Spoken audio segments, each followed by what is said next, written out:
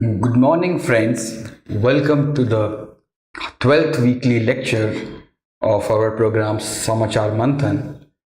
And this week we will be discussing issues from 19th to 26th August. So we'll start with the main issues.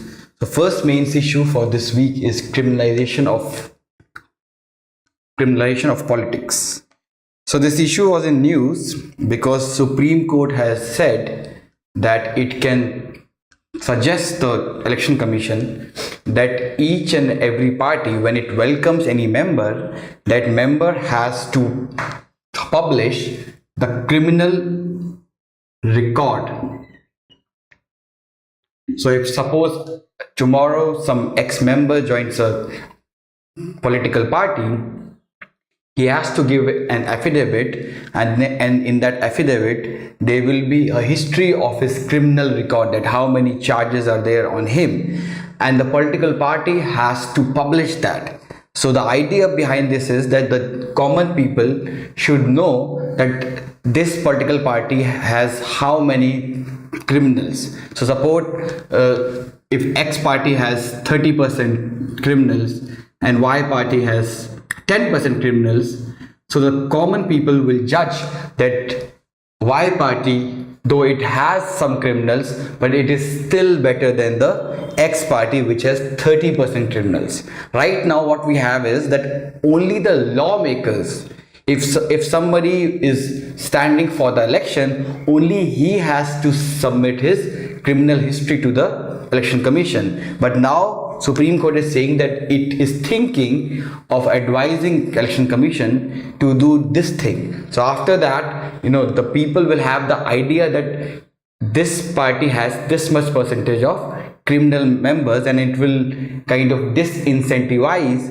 the political parties to invite the criminals into the party, because the political party will feel that if there will be more criminals in his party, and that will go on, and that thing will go on the public record, and it will destroy the image of that party. So now let us discuss the main or the broad issue, which is why or what is the reason behind criminalization of politics in India. So there are 4-5 main reasons why political parties give tickets to these so-called criminals. So the first reason is the support of the common masses.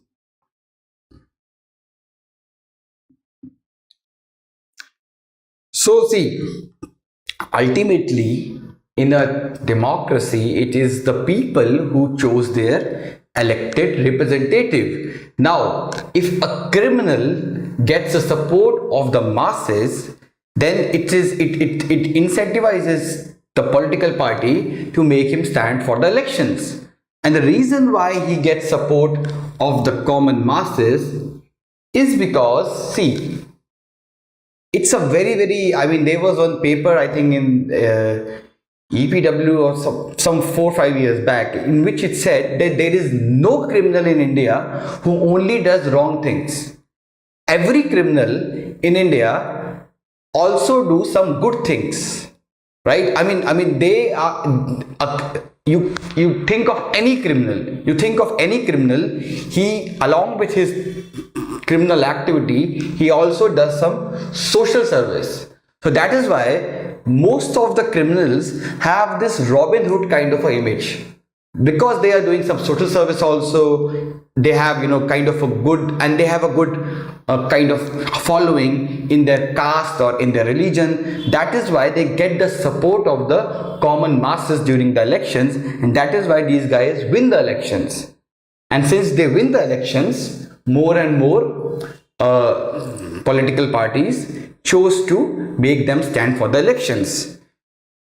Second reason why there is increase is because of denial of justice and rule of law. So see, in India it is very clear that only if a politician is convicted for more than certain number of years, only then he is not allowed to stand for the election. But as you know that in India, the criminal justice system is very very slow. It takes 10-15 years for a politician to get, or for a criminal to get convicted. Therefore it incentivizes the criminals to enter the politics. So he might have charges of 8 or 10 or 15 murders, but since he is not convicted on those charges, he is not debarred by the law from standing for elections, and that is why they stand for the elections. Thirdly, there is lack of governance in India, and you would be surprised why this is the reason behind criminalization of politics, and this is a very very strong reason. See, the bureaucracy do not work really well.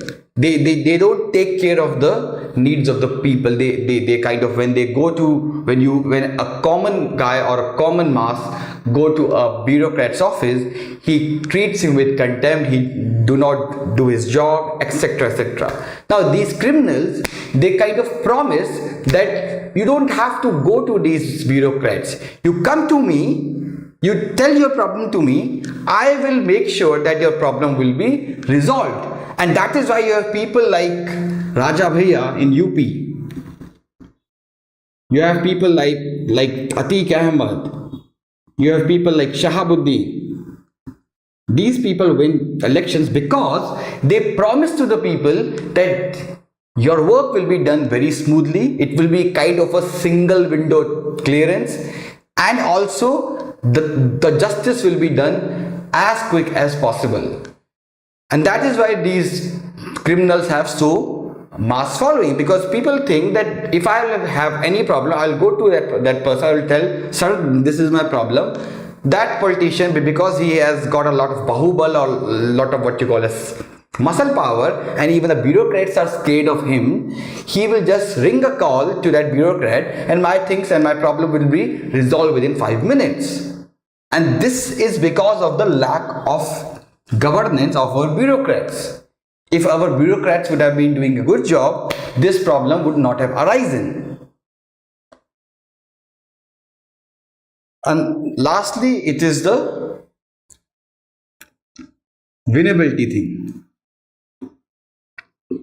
So according to a stats, a person who is a criminal, he has twice as chance of getting elected than a non-criminal politician. This is also because, see, at the end of the day, all political parties are fighting the elections to win. They are fighting the elections to get elected, to come to power. And if a criminal politician provides them that opportunity, then definitely they will give ticket to that criminal. So these are the 4-5 factors behind the criminalization of politics in India.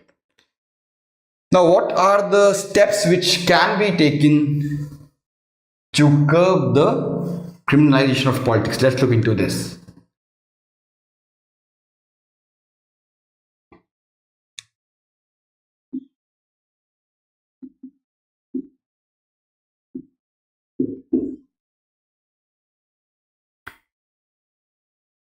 Firstly, we should increase the governance, or we should increase the state capacity to deliver.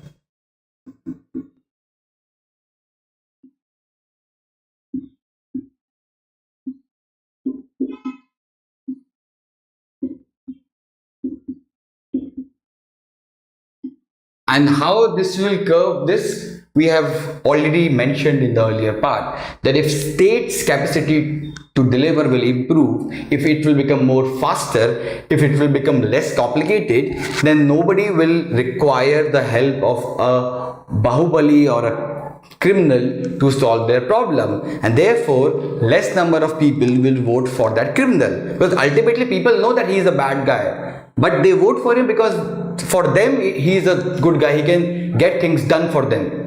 But if states or if administration, if bureaucracy does the work for them smoothly, he will definitely not vote for him. He will vote for a guy who has no criminal record. No person wants his elected representative to be a criminal. It is because of certain factors like this which kind of forces them to vote for these criminal politicians. Second thing which we can do is that we can have a fast track courts.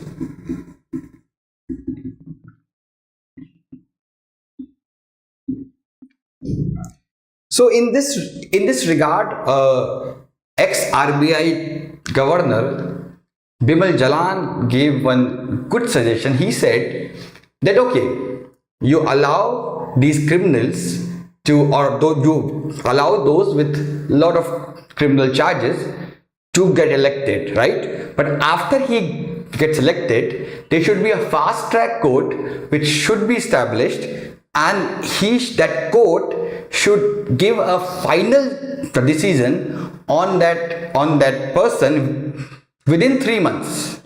So after he gets elected, there will be a fast track court that should be established, and that should give its verdict on all the charges which has been framed on that person within 3 months. And only after he is free from these charges, that elected representative will start with its duties. So before 3 months, he should not be given oath, he should not be given anything. Now, how it will have an impact on criminalization? See, if that will happen, then all the criminals will think that if we will get elected, all the charges that we have, fast track court will give verdict within 3 months. So there is a very high likely chance that we will go to jail after we will get elected. And if the normal rule of law will take place, it will take 10 years or 8 years or 12 years for the court to decide on me. But if I will fight the elections and if I'll get elected, the fast track court will hear a verdict on me within 3 months. So this will disincentivize the criminals from entering the politics, because they know that if they will enter the politics, there is a very high chance that they will go to jail. Instead of going to parliament or legislature, they will go to jail. So this is a very pragmatic or very innovative kind of solution which ex-RBI governor gave.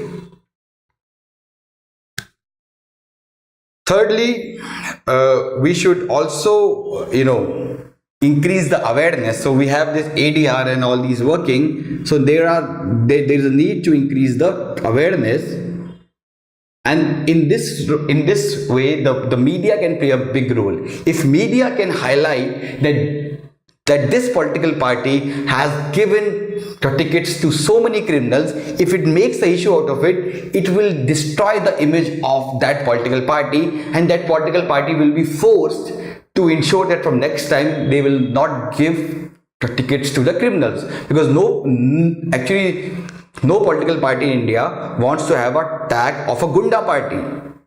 I mean, whether it's any party in the north or south, nobody wants to do that, because it destroys the middle class constituency, right? So therefore there's a need of increasing awareness, and media has to play a important role under this. Also, there is also a need for increasing the transparency in funding. So in this regard, state funding can be used, because see, ultimately these criminal politicians, they also have a lot of money.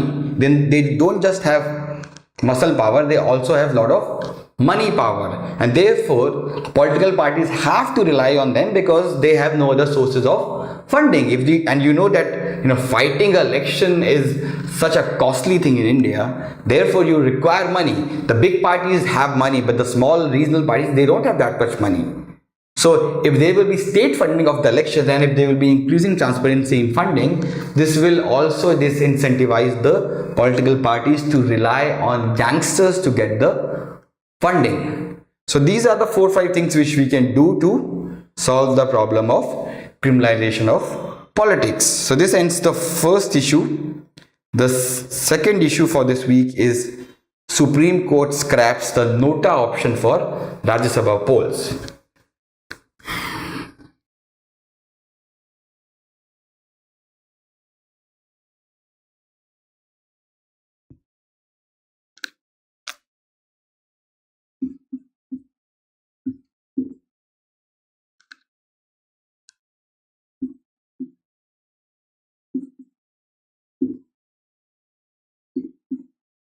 So, like in the earlier lecture, before going to the issue or the main news, there has been confusion among a lot of aspirants, a lot of people about how actually the Rajya Sabha members get elected. So, before we discuss this news, let us discuss how Rajya Sabha members are elected.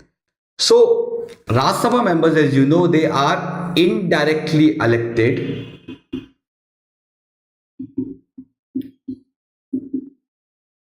and they have a single transferable vote, which means they only vote once. So let's understand the process how they are elected. So it is the MLAs who vote for the election of Rajya Sabha MPs, and each MLA has a single transferable vote. So suppose there are four candidates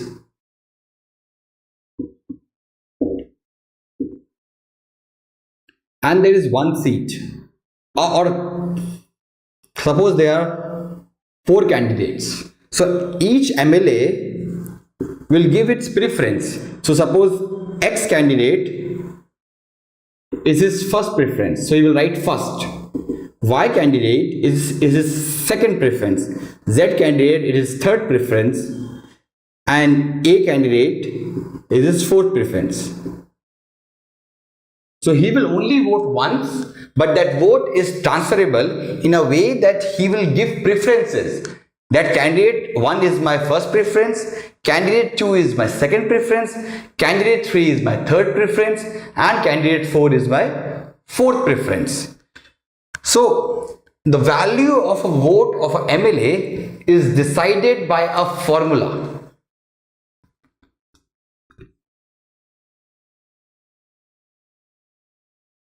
And that formula is total number of MLAs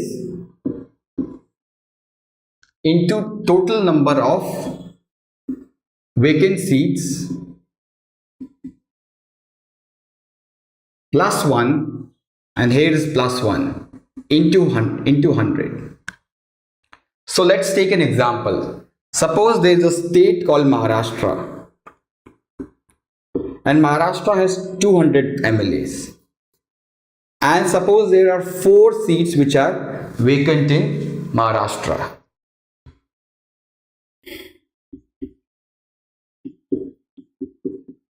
Which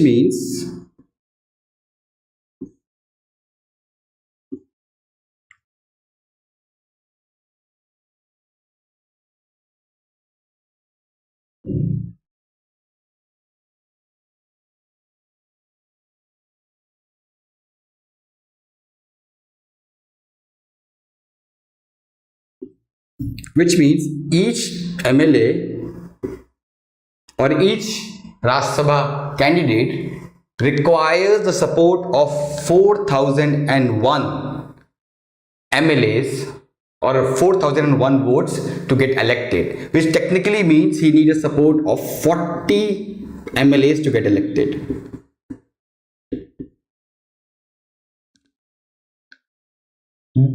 This is how a Rajya Sabha election is done. Now let's take an example again, that how this system works in reality. So let's take an example of any state. Let's take an example of a state where there are 40 MLAs and there is one seat which is vacant for the Rajya Sabha. Which means that a Rajya Sabha candidate requires 2001 votes to get elected, right? And there are 4 candidates. So there are 1 seat and there is 4 candidates. Now, the quota you require to get elected is 2001 votes, right? Now, suppose candidate 1 gets 1900 votes, candidate 2 gets 1000 votes, candidate 3 gets 400 votes, and candidate 4 gets 700 votes. Now, none of the candidates have got, the quota of 2001, because you require 2001 votes to get elected and no candidate got this quota. Now what will happen is that the candidate who gets the least number of votes, he will be eliminated. So candidate 3 will be eliminated, right? So those people who have given vote to the candidate 3, now their second preference vote will now be counted. So if there are 4 MLAs, because 400 in actuality means 4 MLAs, because each MLA has the vote of 100, each MLA's vote is equivalent to 100 votes.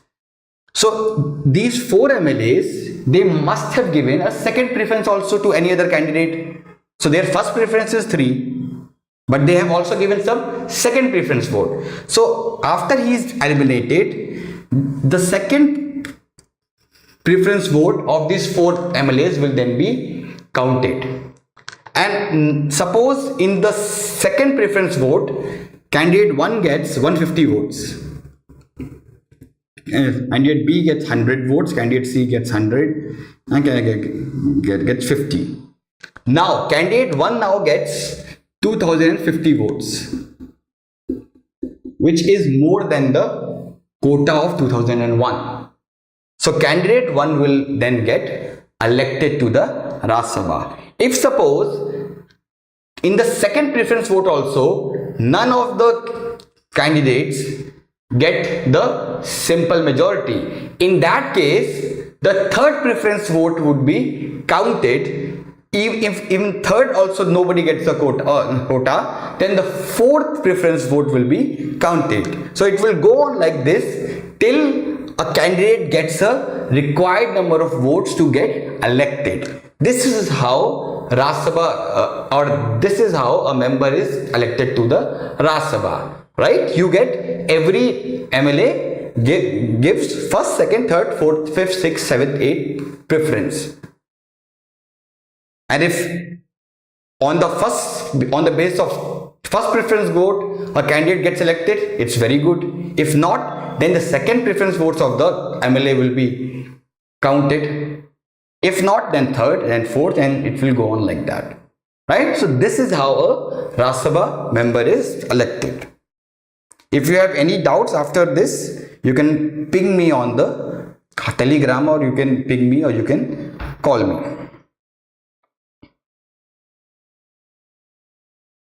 Now let's come to the main issue. Recently, Supreme Court has scrapped the nota for the Rajya Sabha polls. So Supreme Court has said that since it's nota, they say is for direct election, but since Rajya Sabha elections are indirect elections, there is no need for nota in the Rajya Sabha polls. And since in Rajya Sabha elections there is an open ballot system, which means that each and every political party appoints a whip, and each MLA has to before casting his vote, he has to show to the whip that he is casting to the candidate which is selected by the political party. So it's an open ballot system, and since it's an open ballot system, there is no need for nota. The Supreme Court also said that since because of nota, it can give rise to corruption, because suppose a political party, it does not have the numbers. What it can do is that, and its thing will get done if 3 or 4 people from the opposition party they vote Dota. So what they can do is that they can give money to that MLAs and say that, please take this money and don't vote for any of the candidates. In that case, the candidate of that political party will sail through. So the Supreme Court has said that it can give rise to this kind of corruption, therefore it is scrapping the nota. So what are the supporting views for nota? I mean, there have been some people who are opposing this verdict. They are saying that nota should be there in the Rajya Sabha polls.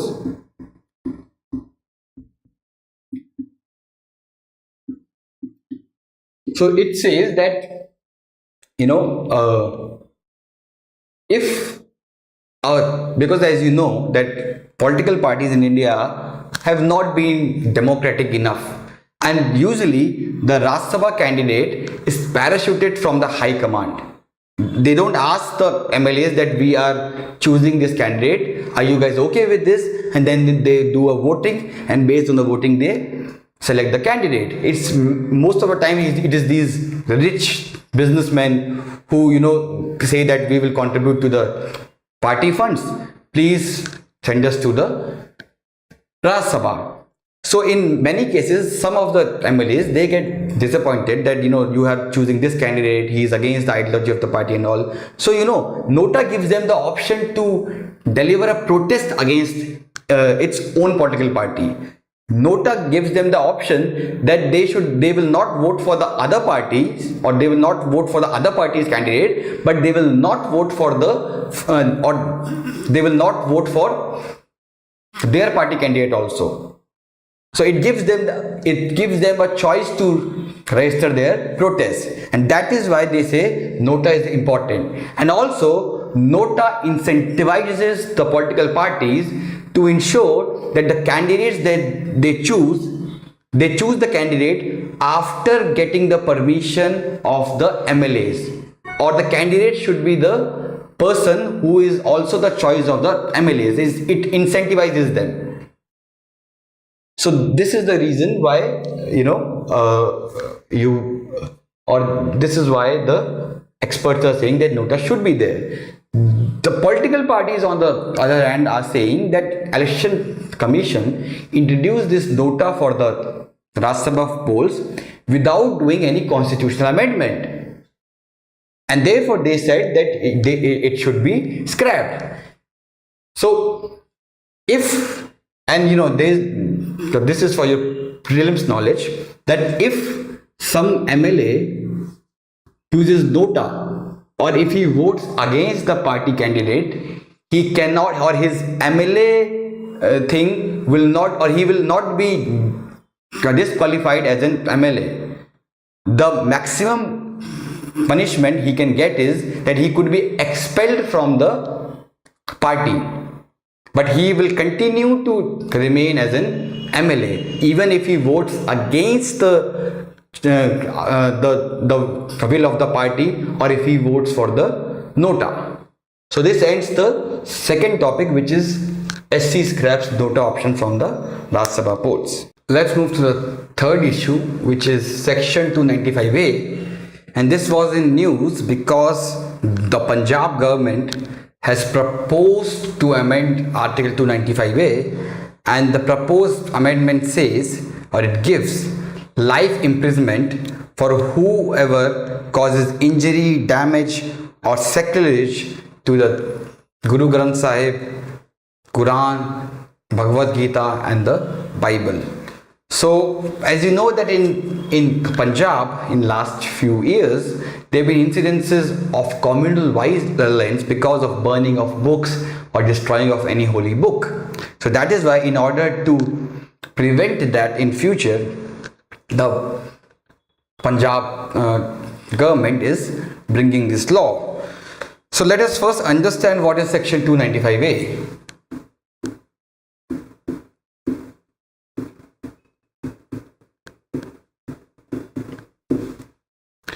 So it says that a deliberate and malicious act intended to outrage religious feelings of any class by insulting its religion or religious belief is shall be punished with imprisonment of either fine or 3 years or with both.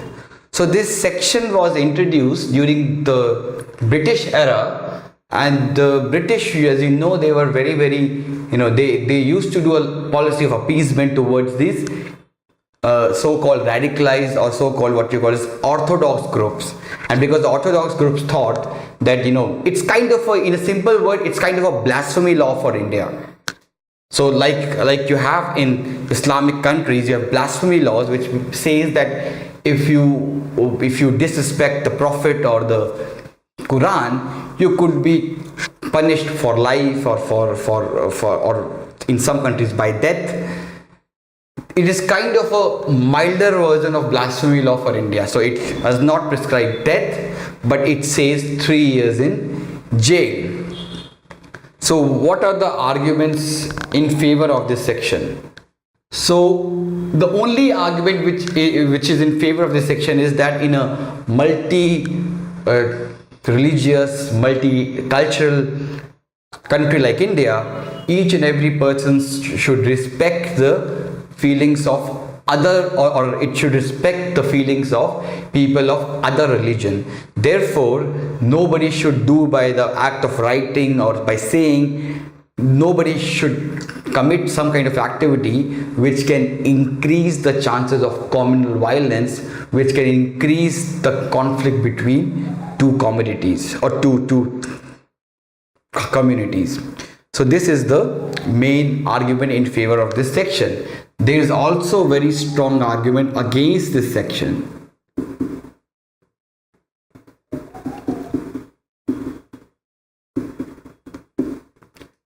The most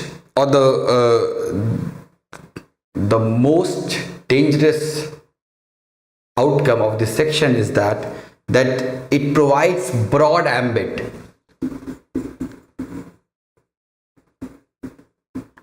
and its provisions are vague, which are prone to be misused.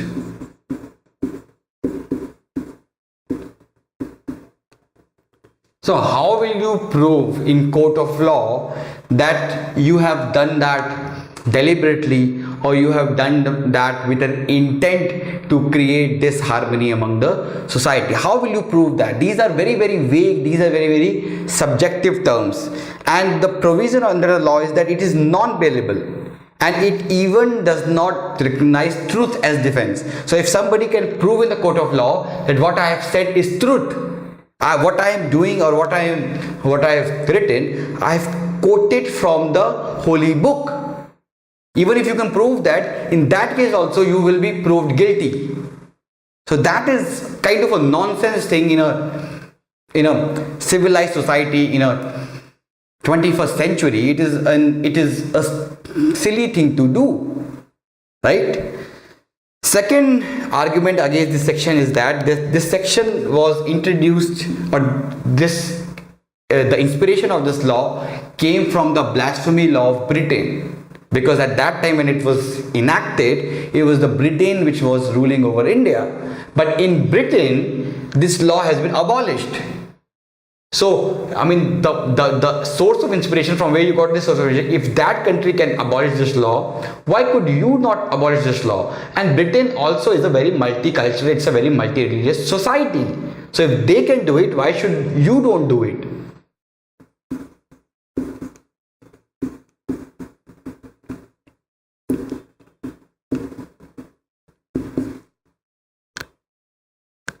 Third reason is that it gives chilling effect on the freedom of speech.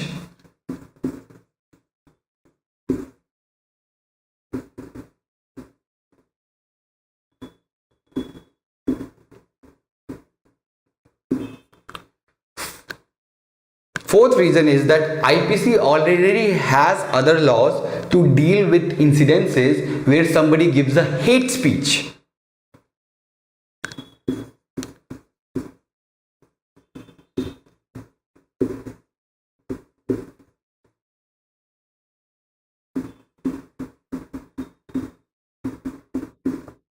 So why don't we require a blasphemy law when somebody could be punished if somebody is, has done some or has given some hate speech? Like recently, the Chief Minister of Uttar Pradesh, Yogi Adityanath, he has been booked under a hate speech which he gave in 2007 or 8.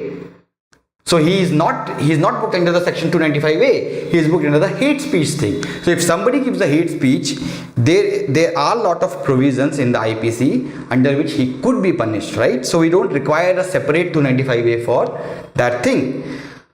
Also, it also kind of discourages honest attempts to fight against superstition.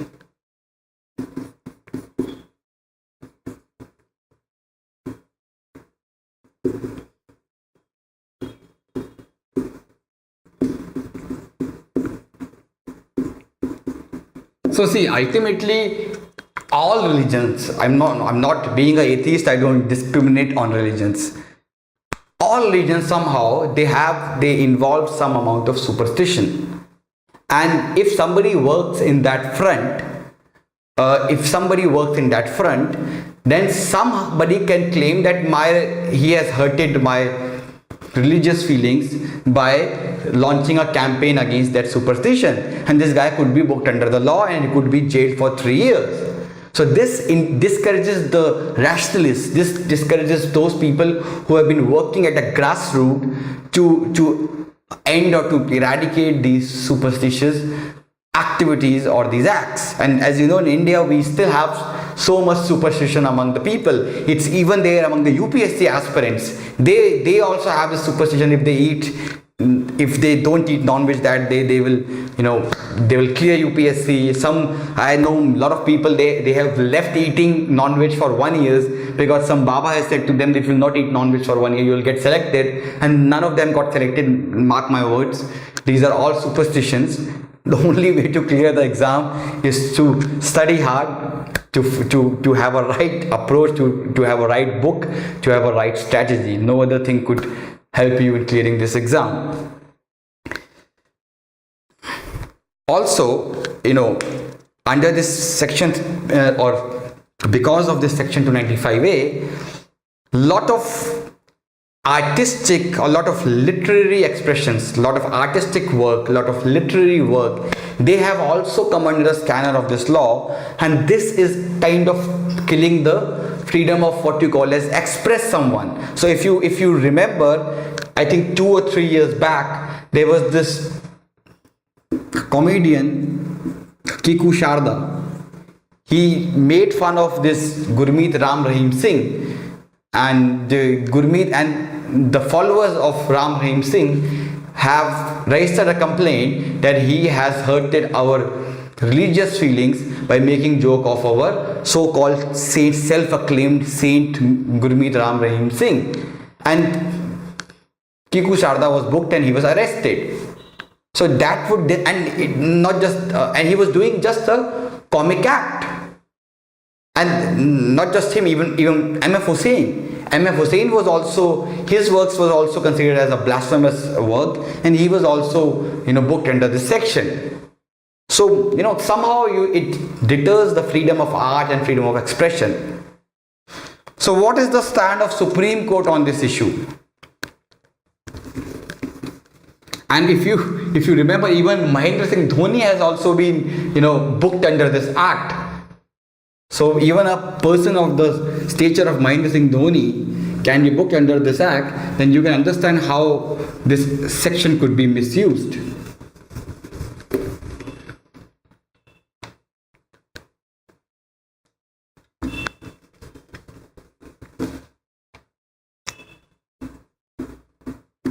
So Supreme Court has said that there should be a deliberate intent, and that intention should be malicious. So only in that case a person can be booked under this section. If the intention is not malicious and if the act is not deliberate, then nobody can be booked under this law. That is why Mahendra Singh Dhoni, when he was kind of when somebody kind of filed an FIR against him, the court kind of quashed the FIR on the basis of this, that the intention was not deliberate and it was not malicious. So what are the hurdles in repealing this law? So this law in 1957, after 10 years when we got independent, some sane voice filed a petition in the court, and it said that this section 295 has no place in a secular society and it should be scrapped. In Supreme Court, in its 5-bench verdict, it upheld this law. So now if Supreme Court if it wants to reverse the decision of the earlier Supreme Court verdict, then at least a 7-bench should be sit, or 7-bench judge should be sit, which is a very rare case. In very important issues, this 7-bench is set up. So, and Supreme Court, I don't think they have, or this section is very much on their high priority. Therefore, it's very unlikely that a 7-bench judge will be sit. So what is the conclusion? If a question comes in UPSC, how will you conclude the answer? So if a question comes in UPSC, then you can give the both sides of the argument, and the conclusion you can say that yes, section 2, based on the arguments given above, we have definite proof that section 295A gives a chilling effect on freedom of speech, and therefore it should be repealed. But then you should mention that since there are hurdles in scrapping of this law, so in the meanwhile, what Supreme Court should do is that it should come out with a clear-cut guidelines according to which application of this section should be limited to situation where there was a degree of proximity between the prescribed speech or the given speech and the possibility of public disorder. So if you can prove that, only in that case somebody should be booked under the law. Other than that, it should not be booked or other than that, no one should be booked under this law. Let's move to the fourth issue, which is EPFO data on job creation. And there was this article on Life Mint and also in Business Standard about that why EPFO should not be used as a proxy to measure the job creation in an economy.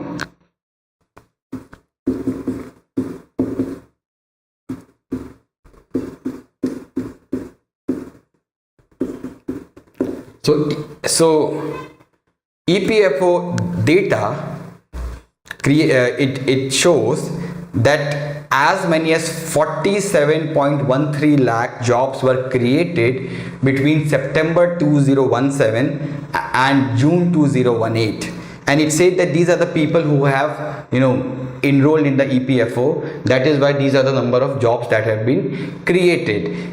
The Prime Minister of this country also quoted this figure during the Parliament when he said that EPFO data has clearly shows that we are not facing a jobless growth situation. But economists have raised voices and they say that EPFO data is not a proxy indicator, it is not a reliable indicator for measuring job creation, and they have given 4 or 5 arguments behind that. We will discuss those 4 or 5 arguments in this lecture, in this piece of lecture. So what is the EPFO? EPFO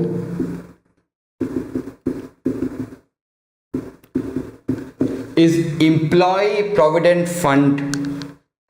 It is Employees Provident Fund. So when if in any company there are more than 20 people, if there are more than 20 people, then it is mandatory for that organization to open a EPF account with the EPFO or Employment Provident Fund organization, and every month the employer and the employee will contribute something on the EPFO fund, and when that employee will be retired, then the amount which will be kind of generated over the years, he will have access to that account, he will have access to that fund along with the interest rate that he has earned over the years. So kind of EPFO is kind of a pension for those people who are not in the government sector or who have joined the service before 2004, because after 2004 the people who have been joining, they don't get the pension, right? They don't get the pension which the old people used to get. So this is for those people. That this is technically the objective of EPFO, is to provide social security or retirement benefits to the employees.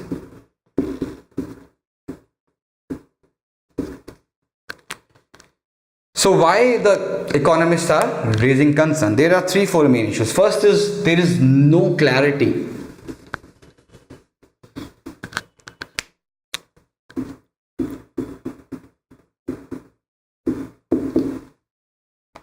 So EPFO data is a very complicated piece of work, and there is lack of clarity about the methodology.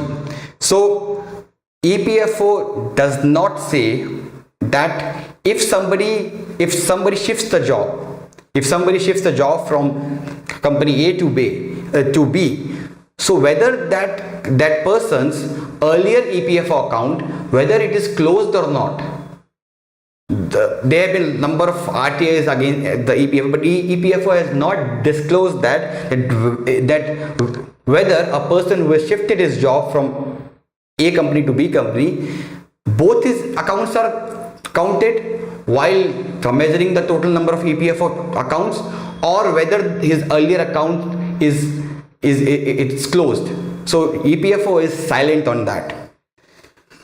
Second thing EPFO is silent on that is whether the additions are to the actual number of members or to active number of members. So in EPFO there are around 60 million active members, and there are around 150 million members who have just opened the account, but they are not contributing anything to the EPFO account. So if there is shift from normal members to active members, that will not amount to job creation. It's just a shift it's just that they were not earlier contributing to the EPFO, now they have started contributing. It does not mean that any new job has been created. So EPFO is silent on that also. Next concern is the impact of GST and registration and other government schemes.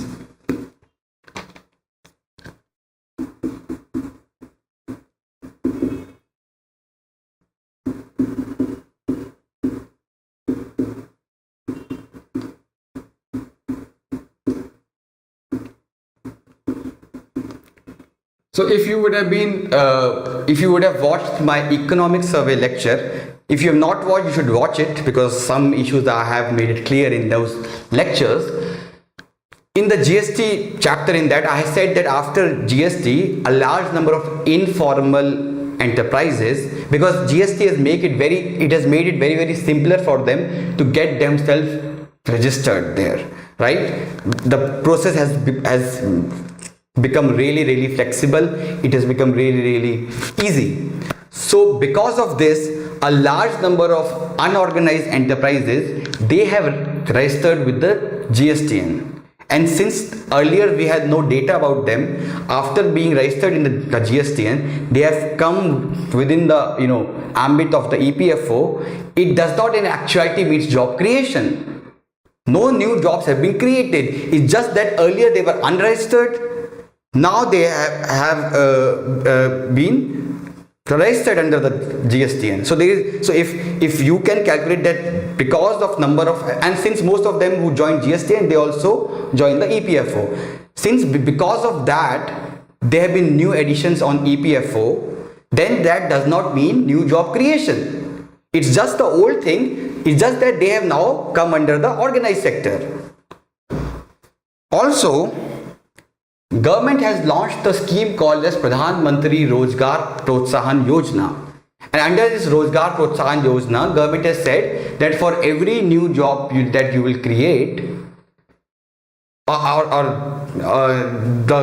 every job that you will create, government will contribute something, or government will provide some portion which the employer used to earlier contribute. So because of this incentive, more and more organizations have came under the EPFO.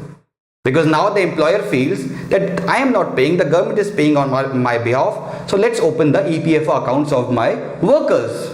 So they are already existing workers whose accounts have been opened. So that is also a no new job creation, because it's just the members, the already working members whose accounts have been created, right? Also, there have been other reasons why it can be a problematic to consider EPFO data as a job creation data. Other reason is that suppose there are 19 members in one company. So since there were 19 members, and as you know that it is mandatory that you should have at least 20 members to be registered with the EPFO, and suppose next year one more member has added or one more job has been created. Now there are 20 members, and since it has 20 members, it comes under the EPFO. And what will be the addition of total number of jobs? It will be 20, because all the one member that has been added and the earlier 19 members who were not earlier added in the EPFO, they all will add together. They all will come under the EPFO data creation. But in actuality, the number of job which is created is one. Only one member has been given a new job. But since earlier they were not registered and now they have been registered, all the 20 members of that organization will come under the EPFO. So EPFO data will show that 20 jobs have been created, but in actuality only one job has been created. Similarly, if a worker is transferred from a foreign branch of Indian company, and there are also workers who quit their jobs to start their own companies, they have also measured under the EPFO. So therefore, this clearly indicates that EPFO data cannot be used as a proxy for job creation. You require a labor bureau data for that, which has still not come in last 3-4 years. So EPFO is not a proxy for job creation. This article has made it very clear. Let's move to the next issue, which is Personal Law Amendment Bill 2018.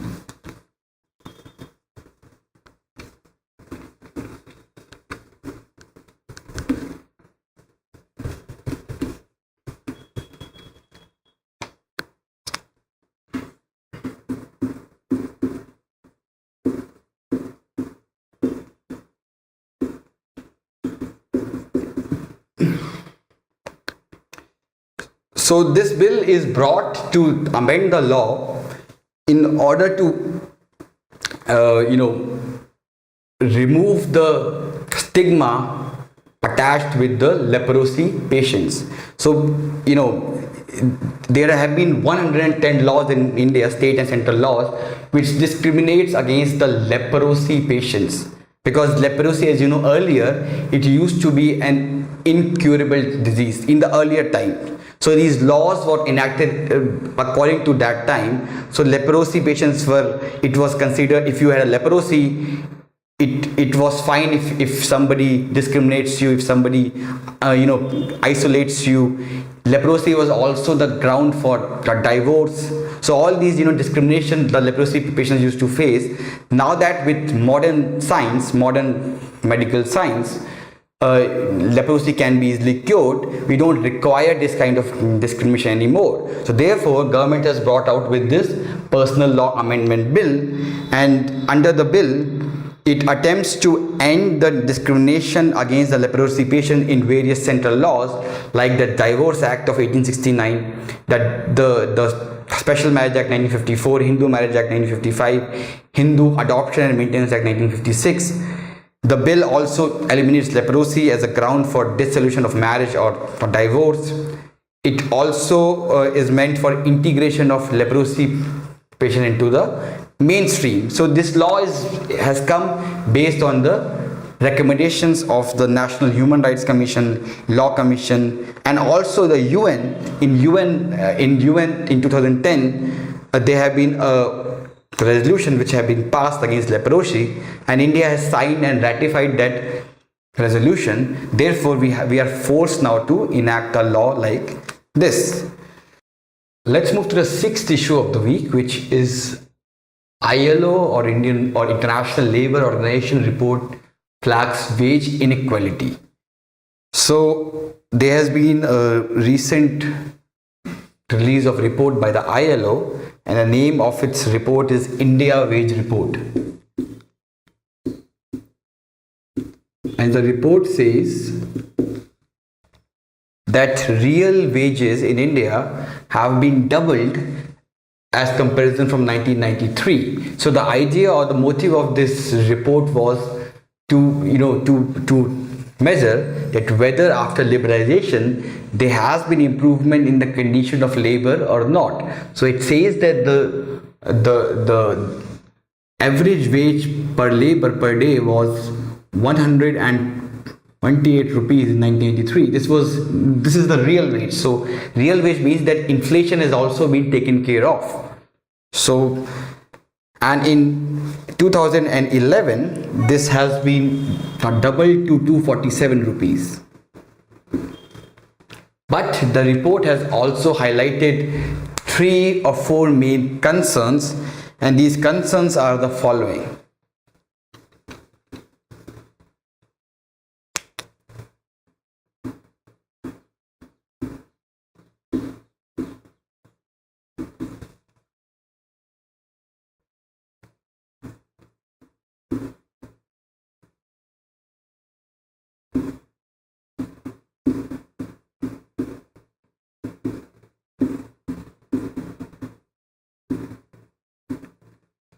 So low wage has led to low share in national income, which means that even though the real wage is increasing, but the increase in wage is less than the increase in labor productivity. So labor productivity has increased more, but the wages has not been increased to the level where to the level of productivity, which means that more and more of the share is being appropriated by the other classes, which include the class or what you call is capital class and the landholding or landowner class. See, what is fair? Something is fair means that if your productivity increases twice, your wage should also increase twice. That is the fair regime. But what has happened in India is that labor productivity has increased 4 times, but the wages have only increased twice, which means that the laborers are not getting paid according to their efficiency. They are being paid less than their efficiency. The efficiency that they have, they have been paying, or they are being paid much less than that. And that is why the labor share in the proportion of national income has been declining since last 2 decades. Next is urban-rural gap. When you measure the national income through income method, you have this thing this is the share of the capitalist class, this is the share of labor class, you have this thing. So in that table, the share of labor class or the share of the working class have been declining in last 2 decades. That indirectly reflects that there's been rise of more inequality in the economy, because more and more share is being appropriated by the capitalist class. Next is urban rural gap. So in that, the report has found that there has been rise in the average, or the rise in average wages in rural areas has been more than that for the urban area, especially in the case of casual workers. So when we talk of casual workers, their wages have increased more than the wage of a worker in urban areas. And the reason why that data is reflected, because the salary of the casual worker in rural area was very less. Earlier it was very less. So you start with a low base there. So if suppose the salary is rupees 10 and it is increased to rupees 20, the data will reflect that the salary has been increased 100%. But in actuality, it is still very low. So that is the case here also. Since the salary was very low earlier, and because of low base, the percentage wise, it is being shown that it has been increased significantly. But even now, even today, the average wage of a casual worker is just 143 rupees. 143 rupees.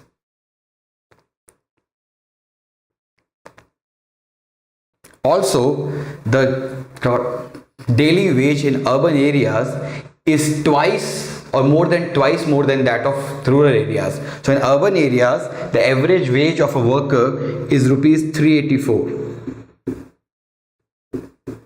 while in rural areas it is rupees 175. See, you don't have to remember, you don't have to mark these figures.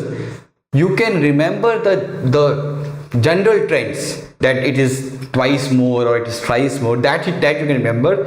And the reason why I am taking this issue is that if you will read these reports, then you can write better answers. Because if there will be a question which could be asked on inequality of income, you can quote this report. You can quote this report, and that will increase the worth of your answer. That will probably fetch you extra 1 or 2 marks. So that is why I discuss all these reports, and these reports are, that is why, very important for your prelims as well as your mains. Next we have is gender wage gap.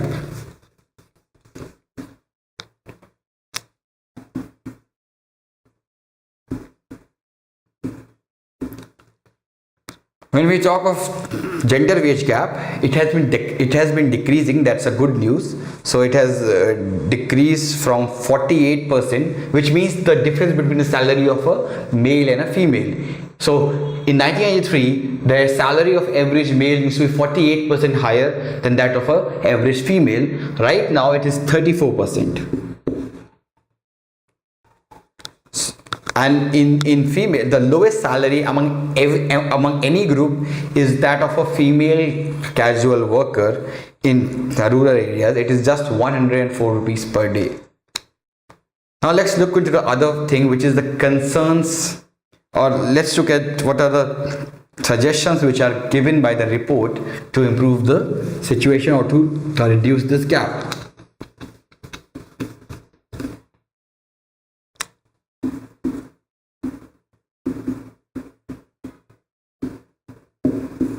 First suggestion which is given by this report is to extend legal coverage to all the workers in an employment relationship, which means that everything should be done in a legal way. If somebody, it's not that it should not depend on the whim and the fancy that I don't like that person's work, fire him, and you are fired that day. You should give some notice of 1, 2, 3 months before you can fire anyone. So first is to extend legal coverage to all workers.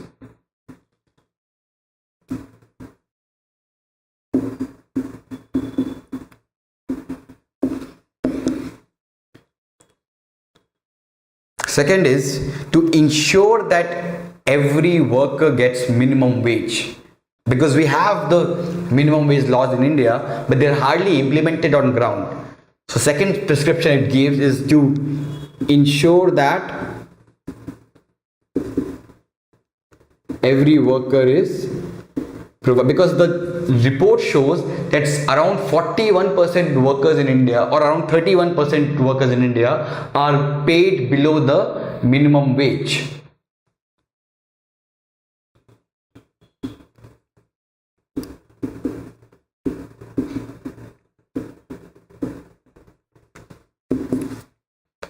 Third suggestion which it gives is that it recommends the government to facilitate the shift towards higher skills and productivity growth instead of giving tax and fiscal incentives for labor intensive industrialization. So it recommends shift towards higher skills and productivity growth. And the reason behind that is that if you talk of labor intensive production, the workers are not very skilled. That is why the salary they will be given will be low. But if a economy will be diversified into a high skill economy, which creates high skill products, then the salary of the worker would be improved and their standard of living would improve.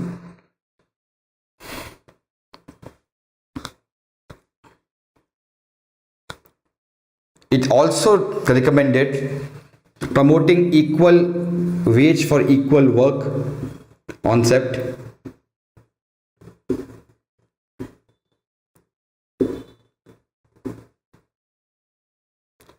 and also on formalizing the informal economy and strengthening the social protection for workers. These are the steps which they have recommended.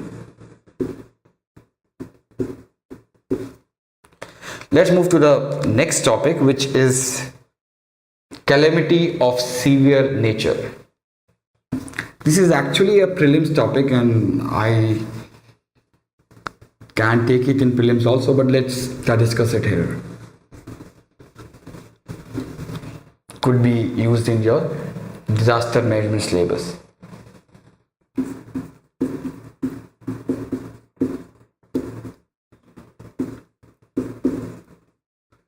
So this is recently the union government has declared that Kerala flood is a calamity of severe nature. So many experts are saying that why they have given the tag of calamity of severe nature, why this is not given the status of national calamity. So let us understand, let us explain what is this calamity of severe nature tag means.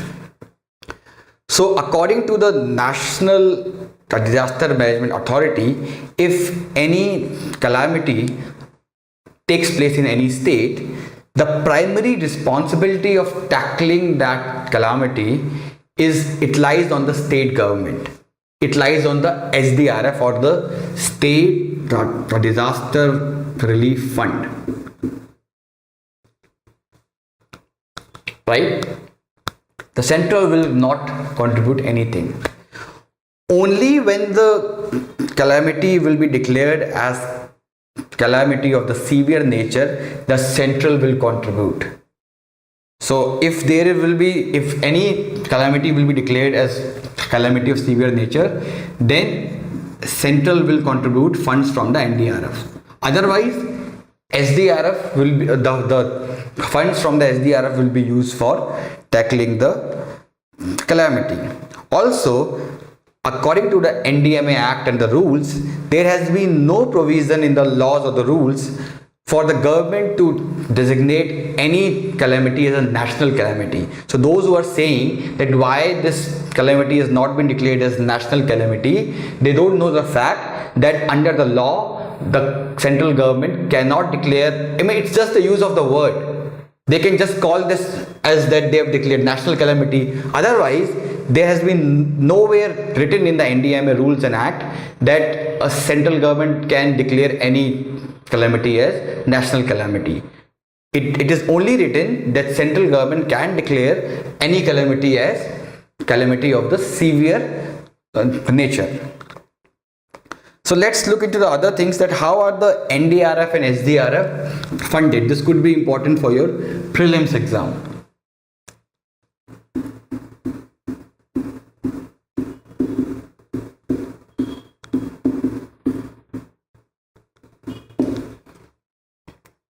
So NDRF is funded through a national calamity contingent duty.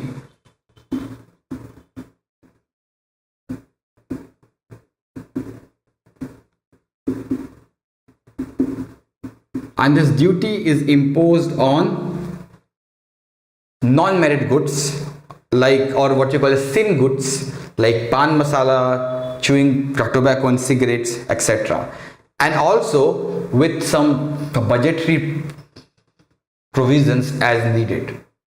So from this duty, when this duty is imposed, the funds that is collected from this duty, this fund is allocated to the NDRF. So the 14th Finance Commission had said, it recommended that this structure should be changed, because it had recommended that with GST, cess would be abolished. But central government has still continued with this duty, and this duty is also being imposed in the GST regime. When we talk of SDRF, in case of SDRF, 75% state will 75% center will contribute, and 25% state will contribute. And in case of special category state, this ratio would be 90/10.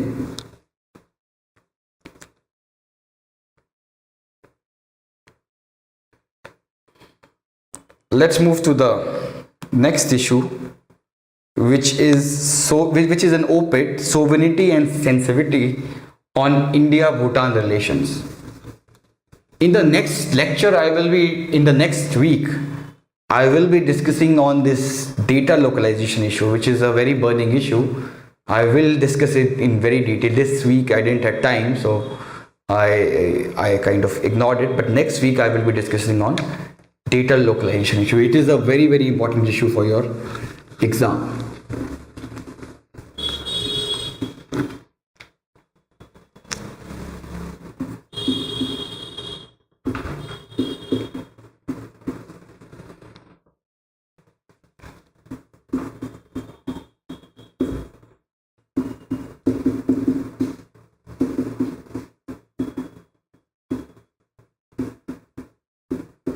So recently something happened which irked Bhutan. So the BRO, or the Borders Road Organization, they make most of the roads in Bhutan also. So under the project Kadantak, they kind of build a road in Bhutan, but the highway markers in those roads were on the it had shades of Indian tricolor in that. So if you travel to the highways, you see these markers showing for Shimla this side, and you show these miles, Shimla 150 kilometers. So that marker had the shades of Indian tricolor. I mean, the tricolor was not there but the color of those markers was that of an Indian tricolor, and that kind of irked the Bhutanese people, who believe that it is an attempt by India to impose its flag on the countryside in Bhutan. So this is kind of, there have been 3-4 incidences in last few years which have given some kind of not exactly conflict, but tension between India and Bhutan. So this op-ed says that we need to be very careful of the sensibilities of Bhutan. We should not make Bhutan the next Nepal. So some things which have happened in last 1 year which have irked Bhutan. Firstly, it is the marker issue which I have discussed. Second is the demonetization and GST, which has because since Bhutan is dependent on India on trade, and GST has, kind of hurted the exports of Bhutan.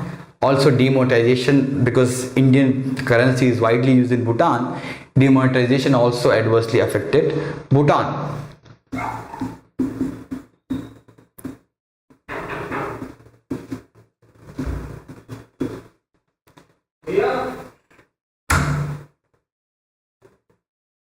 Next thing which hurted Bhutan is that the hydropower projects built by Indian companies, there have been a delay in the construction and commissioning of those projects.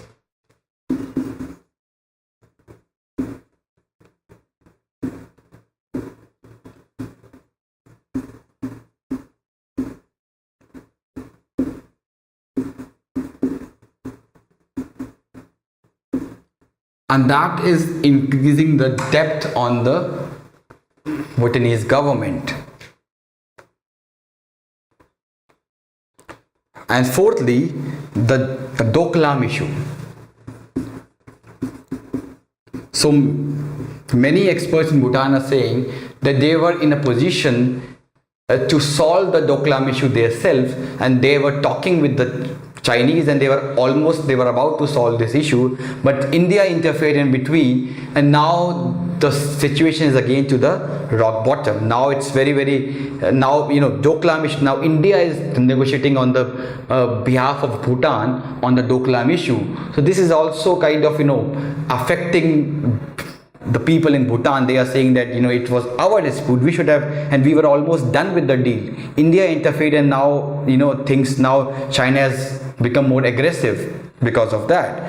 So that is also kind of irking the Bhutanese government and its people.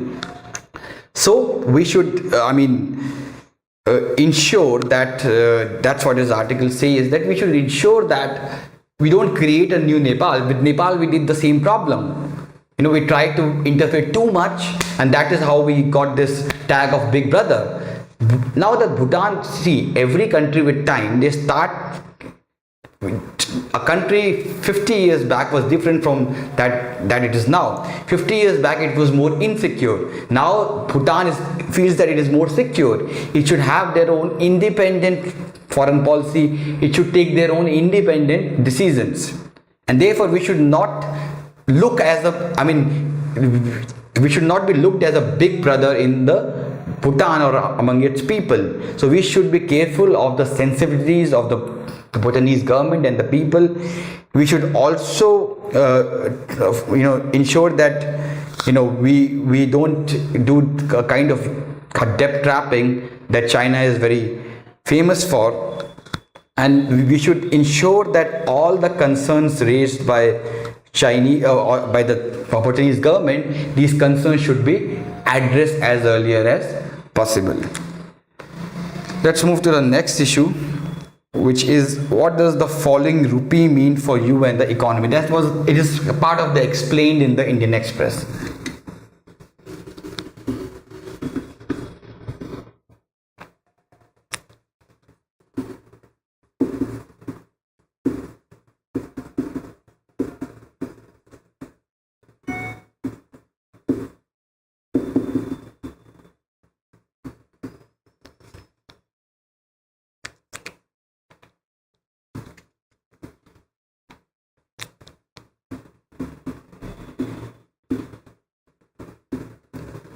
So we have actually discussed thing in, I think, previous lectures also. Let us discuss it again. So as you know that UP has touched 70. So it talks of impact on three kinds of people. First is impact on inflation. When we talk of inflation, it will increase inflation because this fall in rupee, one of the cause of the fall in rupee is the rise in oil prices. So it will make imports expensive, which would increase the prices of goods in India.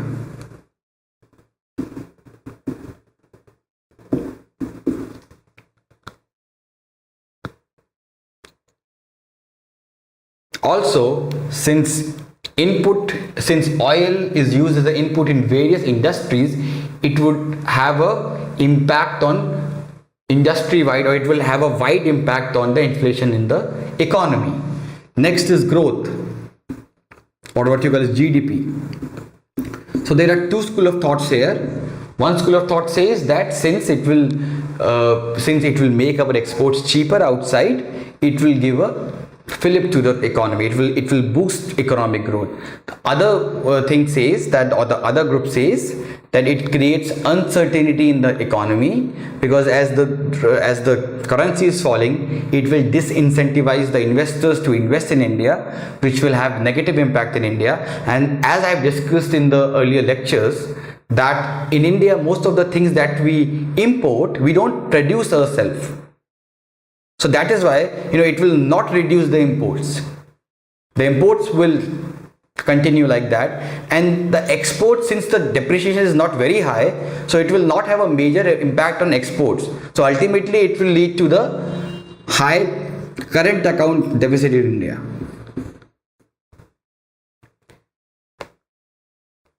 Next is, what does it mean for the citizens? So when we talk of citizens, well, it would mean higher prices of goods and higher prices of goods and services.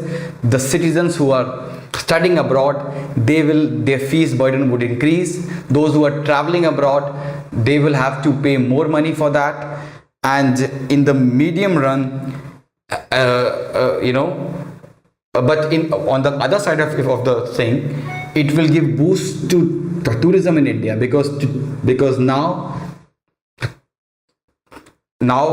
tourism to India will get cheaper, and since it will get cheaper, there will be more number of foreign tourists who will come to India, and that will create more jobs in India. So this is the impact of falling rupee on various sections.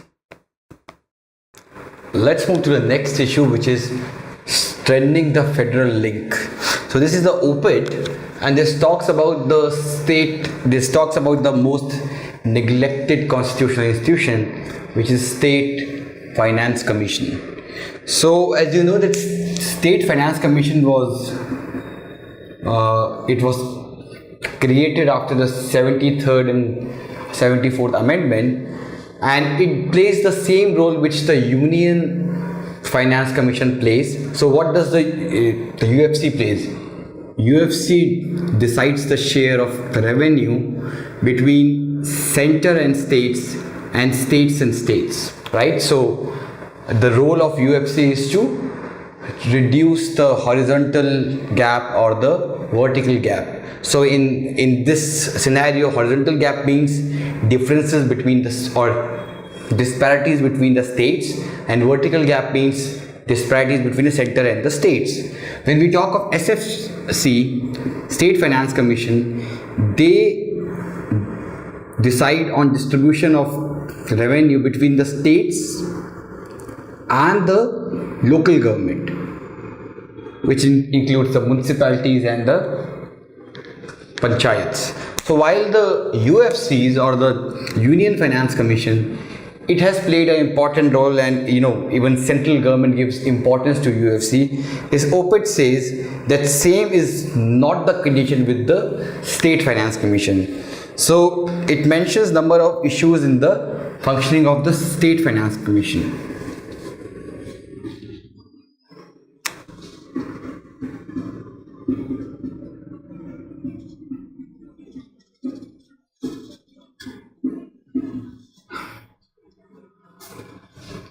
First issue is the delay in the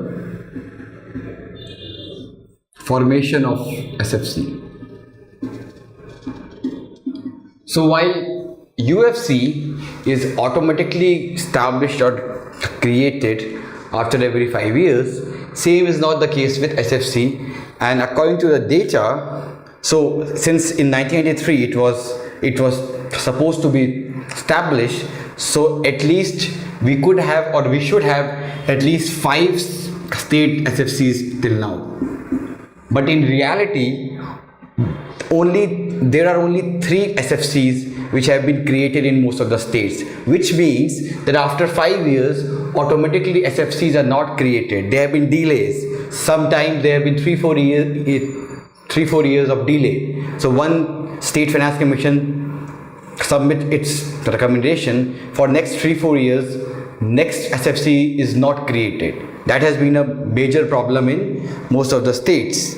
So the data shows that only Assam, Himachal Pradesh, Tamil Nadu and Kerala have submitted 5th SFC reports.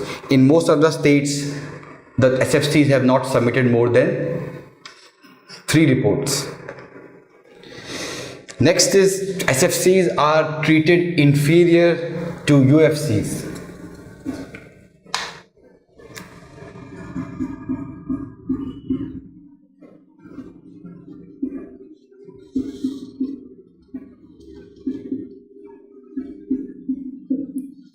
So while in case of UFCs, most of the recommendations of UFCs are accepted by the union government. So if we talk of the 14th FC, the 14th Finance Commission gave that the allocation of state government in tax distribution should be increased and that of the union government decreased. The union government accepted it.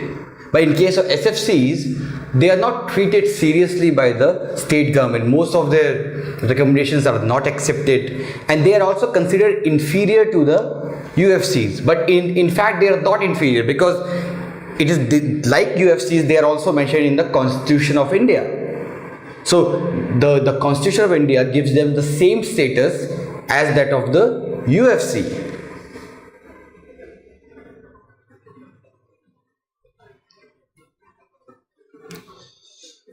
So what is the importance of SFC in India? So as you know that, the ARCs, the Punshi commissions, all of them have said that local government should be given with adequate resources, because ultimately the top-down approach has failed in last 60 years. If a policy is made from the center or the state, most of the time it fails on the ground because the ground realities are not taken into consideration. Therefore, if the local government will have the proper resources, they have the fund, they have the finance, they have the personals, they have the power, they can make better policies. So let's take an example. If suppose there is Lutyens Delhi and there is, I would say, Mangolpuri in Delhi. Now, if the state government will have, if the state government will have the decision-making powers, state government will adequately give or it will give equal resources to Lutyens Delhi and to Mangolpuri on road development. But if the power would be given to the local representatives of Mangolpuri and Lutyens Delhi, then they would use that money in a different way, because Lutyens Delhi have a very good road. They don't require more money on spending on road. They probably have lack of health facilities, so they would spend the money on health. While Mangolpuri, they don't have any road, or the roads are really bad there, so the local representatives would spend the money on building roads. So that is why when the local governments are given with adequate resources, the outcomes are much better, the policies are more realistic, and there lies the importance of State Finance Commission, because State Finance Commission is a pillar which gives or which decides the allocation of the resources between the state and the local government. And because of neglect of SFCs, we are seeing the problem where the local government do not have adequate resources to plan things out for themselves. They are dependent on the grants of the state government. The state government, if they give grant, they say that, okay, we are giving you the grant, but you should accept our policies. So it's kind of it's kind of a aid conditionality which the developing countries face when they take loan from the Western powers. So therefore, if we want to improve the grassroots democracy in India, we have to strengthen the State Finance Commission. This is basically the main crux of this op-ed. Let's move to the next topic of this week, which is AFSPA issue.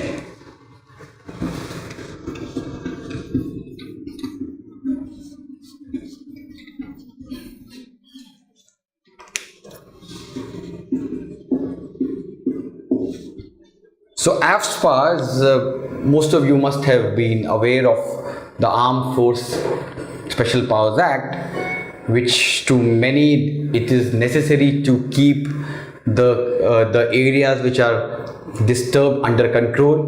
To many it is a draconian act which is a blot on India's democracy. So why was it in news? Because there has been a petition which has been filed by 356 serving officers and jawans of Indian Army in the Supreme Court, and they are seeking relief for officers and troops who are serving on counter-insurgency duties from prosecution and persecution for performing their bona fide duties carried out in good faith. So see, what happened was that Supreme Court few years back, it gave a judgment that all the death of any person, whether he is a militant or a civilian, it will be investigated. So if an army personnel kills anyone, whether it's a normal person, civilian, or whether it's a terrorist, that death will be properly investigated. So after this judgment, lot of cases have been registered against the armed personnel or army personals, and that is why the army is not really happy with this verdict, and that is why a lot of serving officers of the army have filed a petition on the Supreme Court that the Supreme Court should review its order. So let's look into what is an AFSPA first of all. Let's understand what is the AFSPA. So AFSPA is a act which was enacted in 1958, and it was introduced first not in J&K but in Nagaland. So this could be a trivia for your prelims. It was not introduced first in J&K, it was introduced in Nagaland, and it would come into force if any area is judged as a disturbed area. So in all the disturbed area, AFSPA would come into force. So after AFSPA comes into force, the army assists the local police in maintaining the law and order of that place. So it's not a martial law. In martial law, it's the army rule. In AFSPA, it's not the army rule. It's just that the security agencies get extraordinary power. And what are these extraordinary power? These extraordinary power means, so the act provides or act gives special powers to army, state and central police force to shoot, to kill, to search houses and to destroy any property used by insurgents in the disturbed area.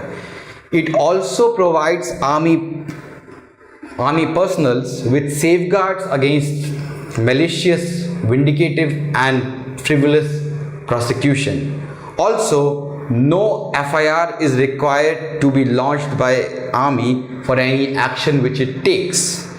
So AFSPA has been enforced till now in 6 states: J&K, Meghalaya, Manipur, Assam, Nagaland and Arunachal Pradesh.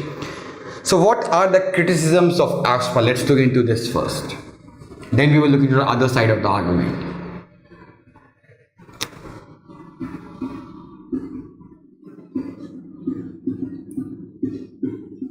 First criticism is that it violates the fundamental rights.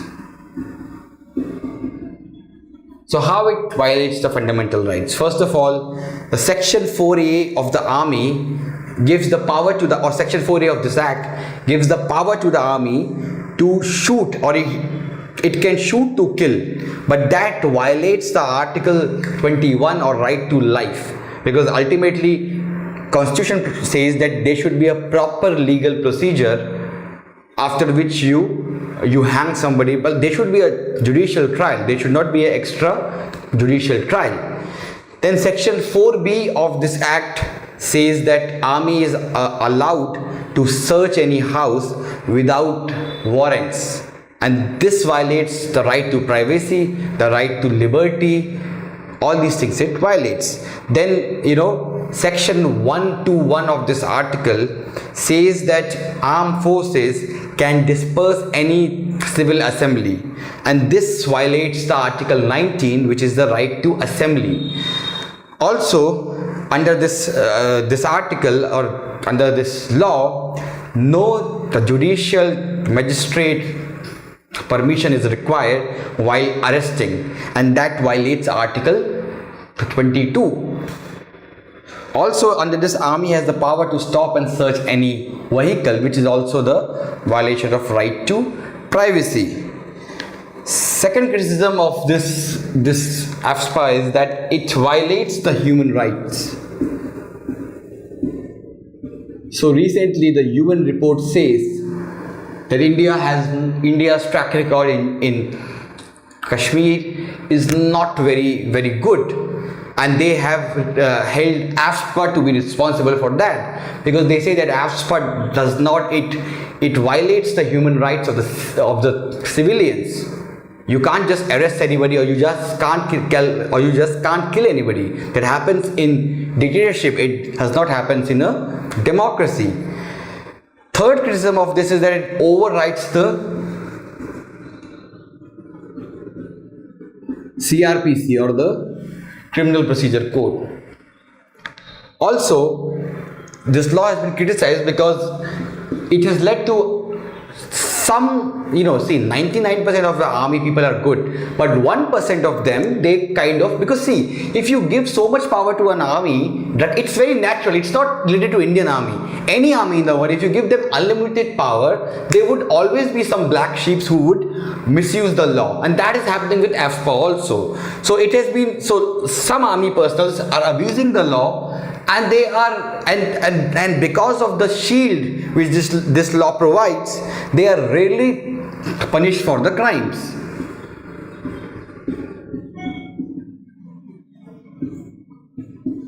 And see, it alienates, and the most important reason why AFSPA is being criticized is that it alienates the people, it alienates the civilians. And many of the experts in counterinsurgency, they say that we should follow the strategy of carrot and stick, and AFSPA provides too much stick, and since it provides too much stick, ultimately you have, in long run, the goal of, army cannot be present in any place for like 200 years. Army will always be present in a state for some time. But AFSPA reduces the possibility of any conciliation between the civilians and the armed forces, because ultimately the civilians feel that they are kind of invaders. So AFSPA somehow destroys the goodwill of India in the valley, which kind of makes it difficult for Indian army to kind of fight against counterinsurgency, because ultimately the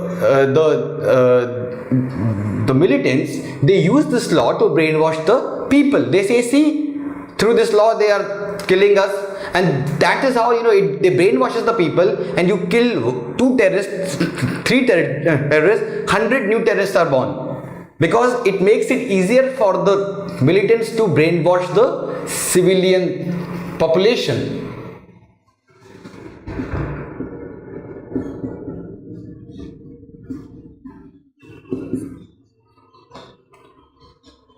Also, lastly, see, it has been there for 60 years almost. In Valley, it has been for around 30 years. But has it ended? Has it ended the militancy? No, it has not ended the militancy. So many of the critics say that since for 6 decades it's the law has been there and it has not been able to end the insurgency, it clearly indicates that it is not the solution in long run. We have to focus on other steps. We have to talk, we have to negotiate, we have to focus on developmental initiatives. Only then insurgency problem can be solved in the long run. That is what the critics of AFSPA law say. So it has not been able to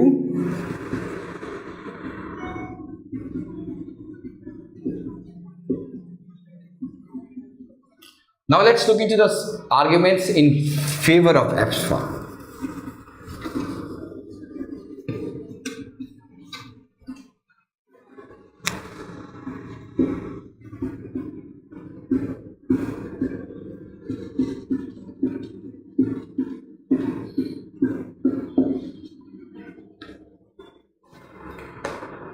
So the army says that it is a power because the army says that they kind of function in a very, very hostile environment.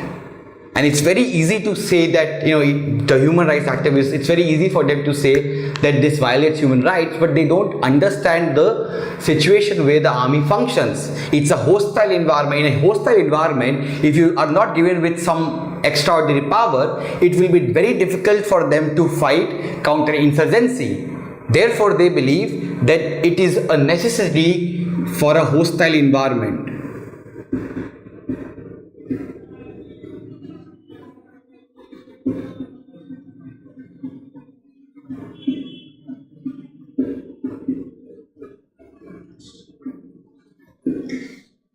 Second logic of this is that yes, the insurgency has not been eradicated, but as per AFSPA has been introduced, it has been significantly decreased. Whether you take Valley, whether you take Northeast, everywhere it has brought under control. And the army believes if the AFSPA would be removed, this would not be the situation, because the army believes that it would worsen the law and order situation in those areas, and there is a possibility that these areas could secede. So therefore, it has reduced insurgency activities. And thirdly, they believe that if AFSPA would be abolished, then there will be cases filed against the army which will affect the morale of the armed forces, because they would then think 100 times before shooting, because they or shooting or arresting someone, because they think that they will feel that there will be a kind of a complaint which will be registered against me and I would be prosecuted. So it would defeat, it would reduce, it would weaken the morale of the army.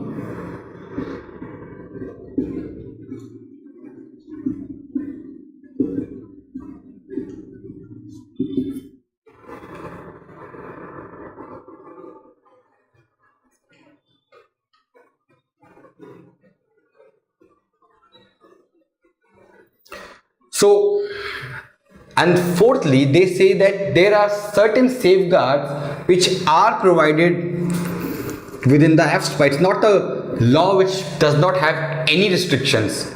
There are a number of safeguards which are there in the AFSPA, which are there to ensure that there is no misuse of the law. So these safeguards include Section 5 of the Act says that arrested civilians must be handed to the nearest police station without any possible delay. Also, the army headquarters has also laid down rules that all suspects who are arrested will be handed over to the civilian authorities within the first 24 hours. Also, regarding the firing, the army's instructions are that fire may be opened in towns and villages only in self-defense, and that too when the source of terrorist or militant fire can be clearly identified. So army rules are very clear. There should be no scope for any misuse. So what should be the way forward? Should we completely repeal AFSPA, or should we have a middle ground? And I would always suggest that while writing answers, you should take a middle ground. That is the most safe. While writing answer, you should be a diplomat. You should not be a bhakt, you should not be an activist. You should be a diplomat.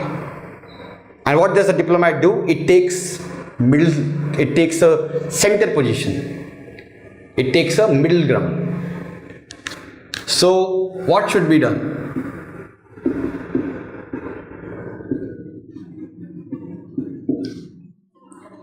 So firstly, we can include or we can implement Jeevan Reddy Commission's recommendations.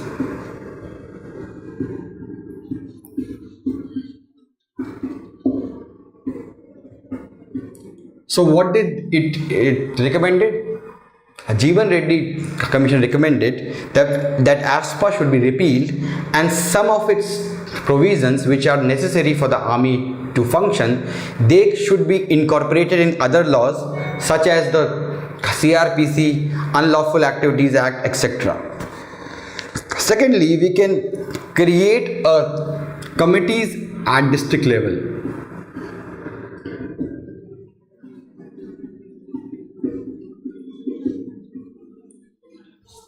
And in this committee, there will be representatives of army, administrators and the local public. And they will report, assess and track the complaints in that area. Also, all investigations should be time bound.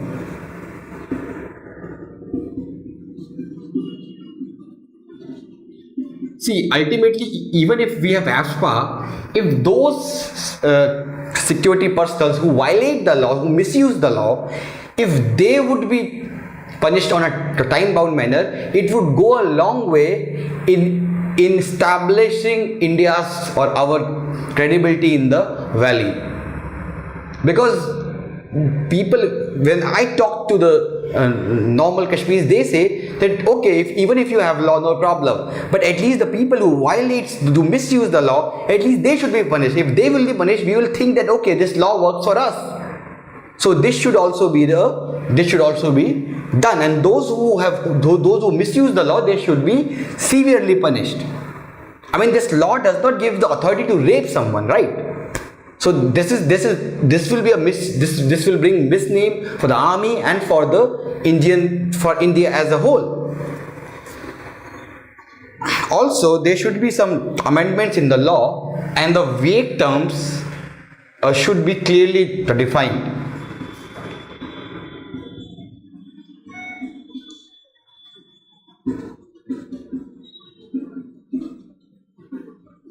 And what are these vague terms? These vague terms include like disturbed, dangerous, land forces. These require a clarity so that these terms should not be misused. Also, the onus of providing that alleged person is a terrorist, it should lie with the forces. So if you kill someone, the army should prove that he is a terrorist. The family of that person or that person himself, he should not prove that I am not terrorist. The army should provide evidence that we have got this evidence. That is why we have arrested or shooted him.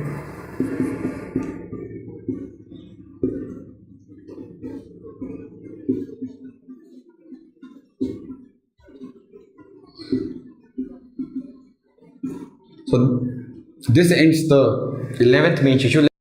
Let's move to the last issue of the week, which is what Swachh Bharat Abhiyan ignores.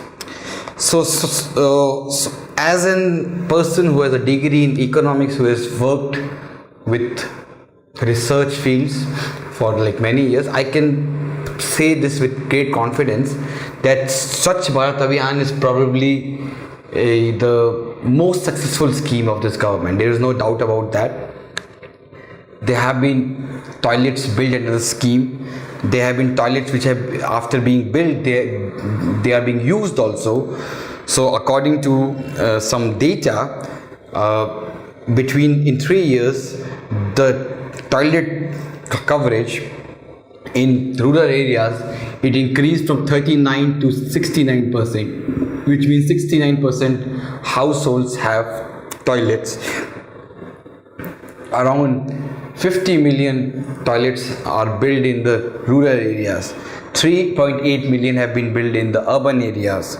There have been 2,480 or 2,48,000 villages who have been declared as open defecation free. There have been 203 districts that have been declared open defecation free. 5 states have been declared open defecation free. About 1,200 cities and towns have become ODF. Also, it's not just that the toilets have been built, but according to the survey by Quality Council of India, 85% of the toilets built under the SBA, they are being used. So it's not like they build and they are not being used. So it's a real good achievement. But there's the OPIT. This OPIT says that okay, everything is doing good, you are building toilets, no problem. But it says that Swachh Bharat Abhiyan, it reflects the casteist approach towards the cleaning.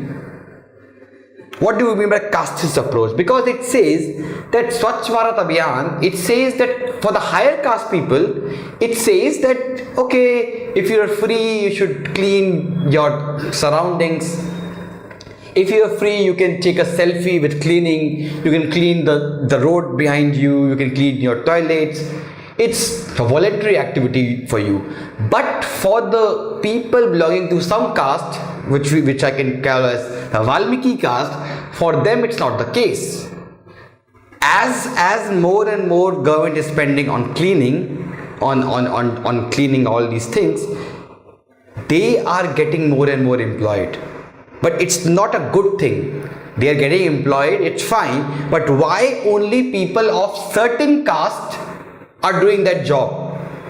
Why are only the Valmikis doing the dirty job of cleaning the shit? Why they are doing the job of cleaning the manholes?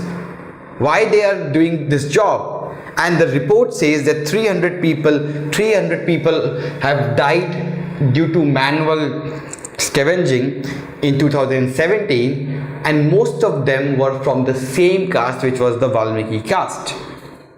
So therefore, the OPIT says that Swachh Bharat Abhiyan, if it wants to have an impact in the long run, it should leave its casteist approach.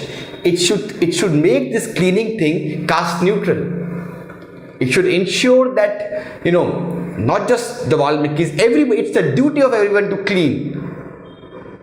It should not be made voluntary for higher caste and mandatory for them. Because ultimately, when government says that we want the city to be open, defecation free, who does that job?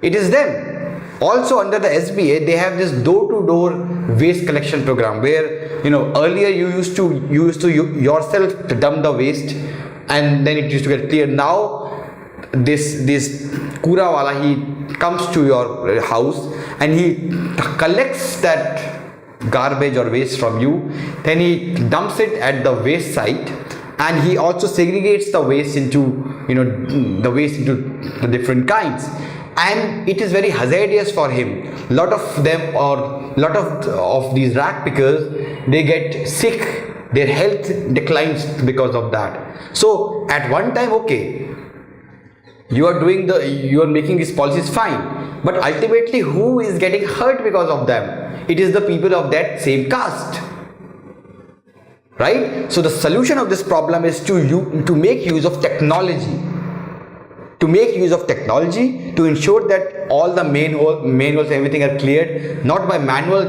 scavenging, but through use of proper brooms and proper technology. The other solution which lies is making the cleaning job mandatory for everyone. It should not be voluntary for one section and mandatory for the other section. This is what this article is all about, that yes, we have done progress under the SBA, but SBA should come out of its casteist character. This ends the main issues of the week. Let's move to the to the prelims issues of the week.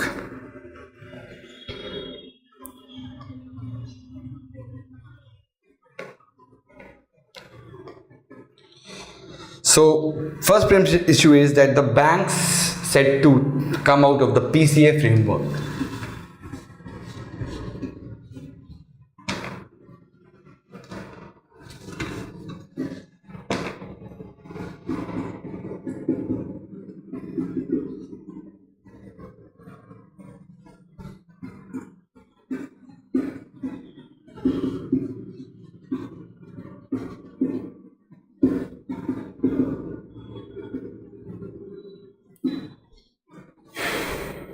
So,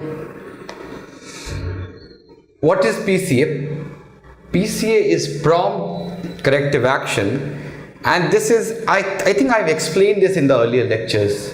So, you can refer to the earlier lecture. In briefly, if I explain, it is a trigger point. RBI, because banks, these PSBs, they are too big to fail. Too big to fail means that they have so much impact on the economy, they have so much deposits and credit, and if they fail, it would create a havoc on the economy. And therefore, the RBI, what it does is that it checks at the parameters of this bank. If the parameters of this bank, if the indicator of the bank crosses the red line, then RBI ensures that these banks are heavily regulated by the RBI, and that is when this prompt corrective action comes into picture. So the parameter which invite corrective action are capital adequacy ratio, net non-performing asset, return on assets, and leverage ratios. If these four indicators breach the red line, the corrective action is taken, it takes place.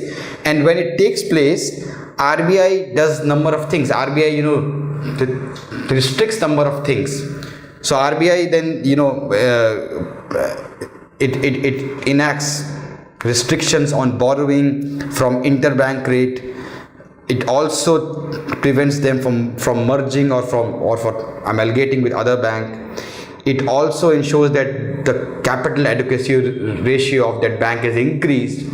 It also ensures that there will be no new branches of this bank which will be established. All these things. It also checks the kind of credit that bank is giving. All these things it does.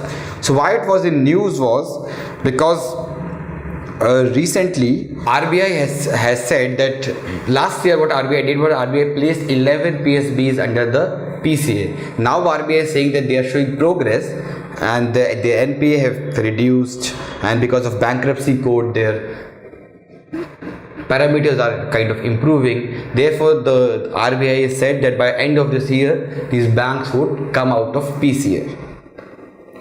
Let's move to one trivia for prelims is that PCA is only applicable to the commercial banks. They are not applicable to the NBFCs and the FMIs. Let's move to the next issue, which is Telangana government launches disaster response force vehicle. So Telangana government, this I'm only giving this because you can quote this in your mains answer. So it has launched a clear cut or a focused disaster response force vehicle to combat the situations like flash floods, heavy rains, building collapse, fire, etc. And these vehicles will be parked in 24 locations in Hyderabad, and wherever there will be emergency, these vehicles would go. Next, let's move to the next issue, which is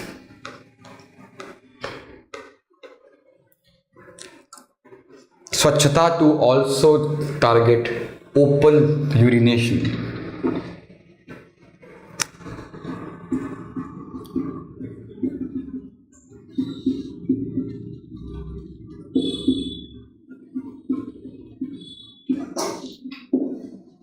So as you know that the focus of Swachh Bharat Abhiyan is on open gratification, which is a big problem in India, right? It's a national shame, which we get. But the Swachh Bharat Abhiyan ignored open urination, which is also a big problem. It also destroys the image of India. When a foreigner comes and seeing us pissing on roads, this is not really something which we should be proud of, right? So therefore, the Swachh Bharat Abhiyan has now said, under the new norms, the Swachh Bharat Abhiyan Urban has said that it would also target open urination. And as I think I have discussed in the last lecture, that under the Swachh Bharat Abhiyan mission, there will be 2 or 3 protocols that have been developed. First protocol is ODF plus, and second is ODF plus plus, open defecation free plus and open defecation free plus plus. Under the ODF plus plus, or under the ODF plus, the area should not be free from open defecation, it should also be free from public urination. So if that area is free from both open defecation and the public defecation, then that can be given as a award of ODF plus. If along with this the waste management or the sewage management is also improved, then you have then you will be given this ODF plus plus status.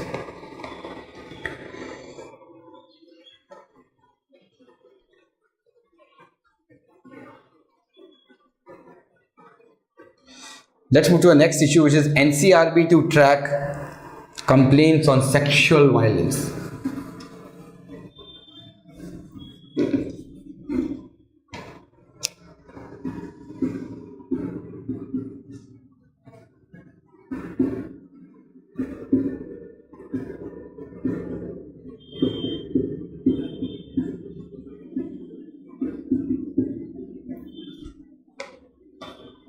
So to curb easy availability of online child porn and gang rape videos, the center has designated National Crime Record Bureau to act on such online content either on the basis of complaints or by taking the suo motu cognizance. So under the IT Act 2000, the Ministry of Home Affairs have designated NCRB to be the agency of MHA to perform the function. So as you know that child pornography in India is a big problem, and the Ministry of Home Affairs regularly it tracks down the website, it imposes fine, but still you have number of, see, from website it can be removed, but from WhatsApp, from all these things, it's difficult to remove. So that is a big problem. On what does the NCRB do? NCRB is an agency under the Ministry of Home Affairs, and the main job of this is to record the crime, to record and analyze the crime that happens in India. Next is Center unveils International Uran.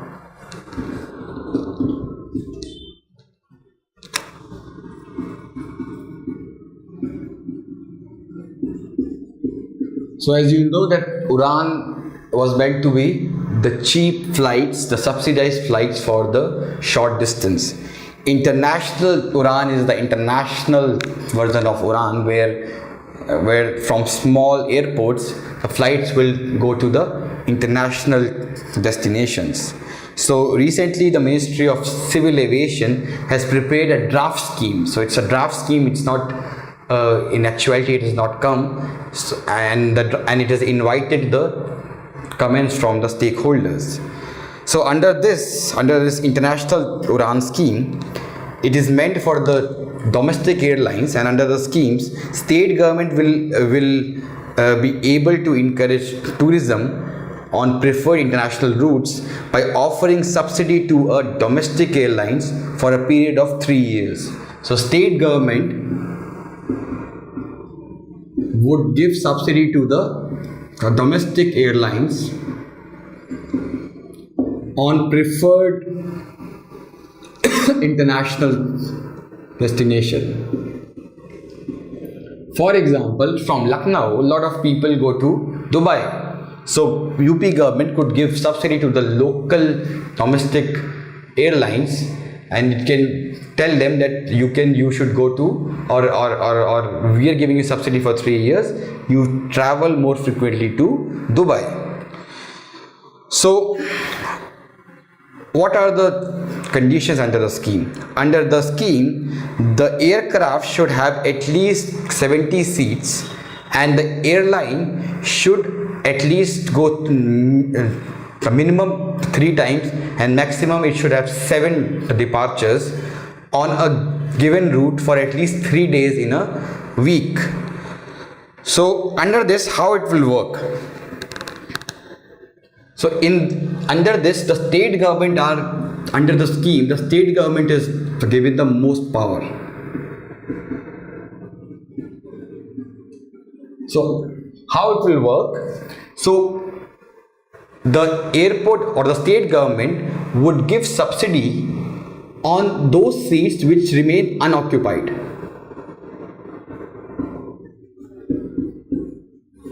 And what it will do is that it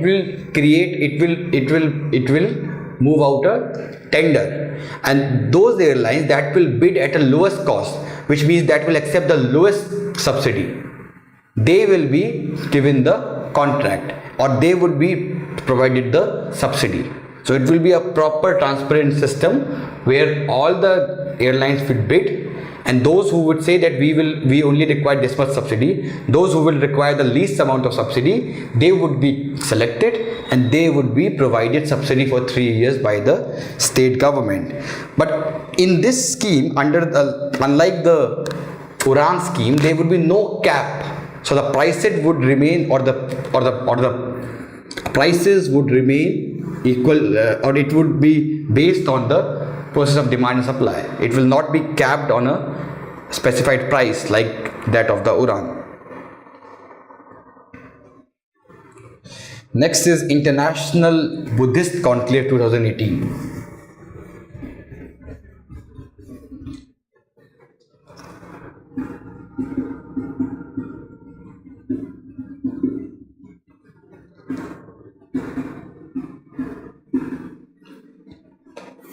So this has been organized recently, and the theme of this conclave was Buddha Path, the Living Heritage. So this conclave is organized annually by Ministry of Tourism, not by Ministry of Culture. It could be a trivia. Also, the earlier international Buddhist conclaves were organized in New Delhi and Bodh Gaya. Let's move to the next topic, which is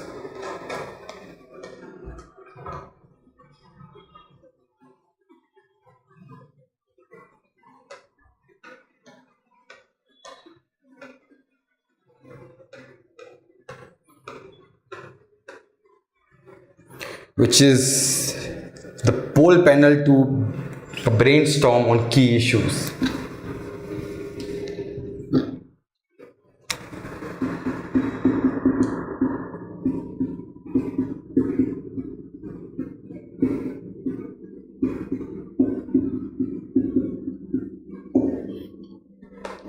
So, Election Commission has invited the 7 national parties for talks. It is actually a mains issue, I would say. It's not a prelims issue, and they have invited them for talks because they want improvement in 6-7 areas. So they have invited them for discussions. So what are the areas? First is last 48 hours campaigning.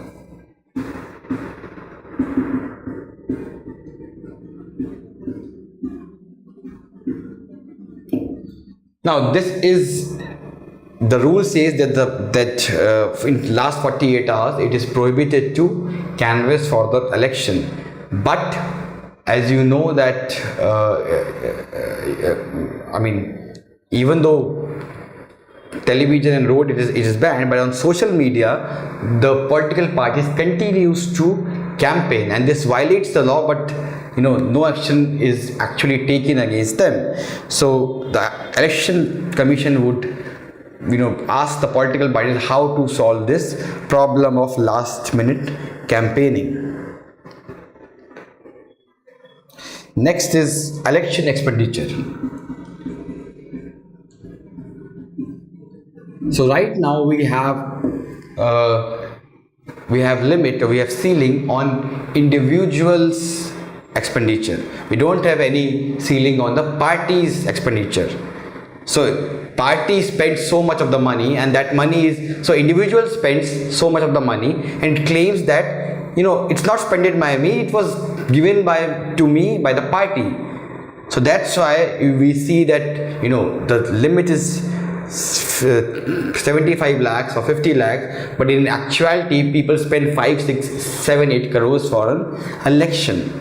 So it has also asked the parties how to restrict the role of money in the elections.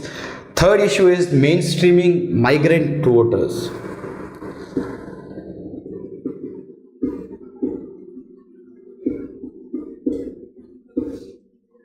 So as you know that migrants, most of the migrants, they can't vote because their voting card is in their areas or their native areas. So in this election commission has proposed 5 strategies. These includes portability of voting rights by linking voter ID with Aadhaar. So wherever you go, you will get the voter ID of that place. Also, there could be a one-time voluntary registration system for the domestic migrants. There could be electoral support services to be provided to migrants at the source and the destination areas. There could be awareness which should be raised of voters, or there could be a helpline which could be established for the domestic migrants. So these are the steps it can take to ensure that the migrant voters also vote. And lastly, increasing women's representation. This, the EC says, is dismal. Only 11.4% of the women have been elected to the Lok Sabha. So it has asked that what measures can political party take to encourage enhanced representation of women within the organizational structure of their political party. Next is national logistic portals to boost trade competitiveness. So there is a national logistic portal which has been launched.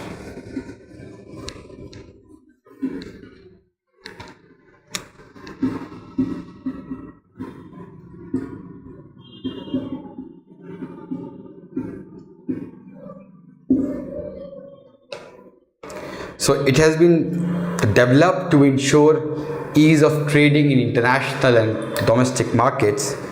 And so first of all, let us understand what is logistics. So logistics is, if this is farm and this is the consumer, so everything in between farm and consumer could be called as the logistics. Everything in between, right?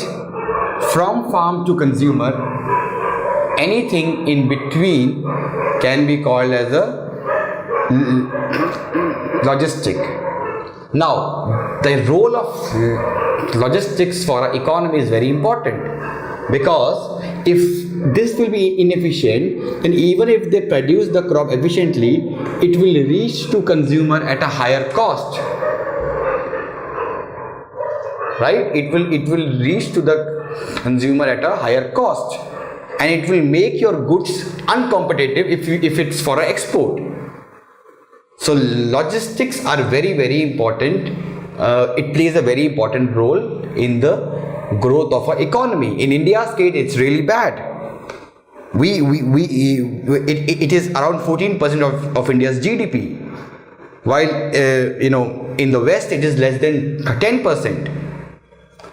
Also, and the reason is that India's logistics sector is very, very highly fragmented. It's very complex, it's very fragmented, and the importance of logistics can be decided from the fact that it provides employment to 12 million people. So this portal, what this portal would do, it is created by Department of Commerce, and this portal would link all the stakeholders of export, import, domestic trade and all trade activities on a single platform. So all the people who are in the chain, it will be linked in this portal in a single platform.